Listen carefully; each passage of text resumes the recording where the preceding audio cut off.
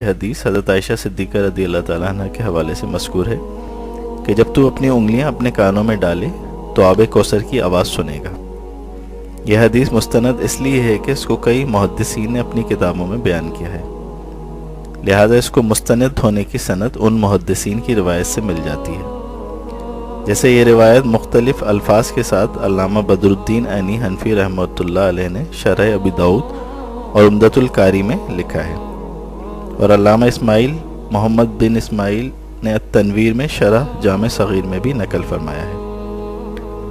شرح ابی داؤد میں یہ الفاظ ہیں، یعنی جو آب کوثر کے بہنے کی آواز سننے کا ارادہ رکھتا ہو اسے چاہیے کہ اپنی انگلیاں اپنے کانوں میں داخل کر دے،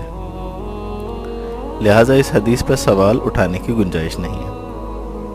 آپ یہ تجربہ بھی خود کر کے دیکھ لیں، ابھی اپنی دونوں انگلیاں اپنے کانوں میں ڈالیں اور آپ حوض کوثر کی آواز سننے لگیں گے۔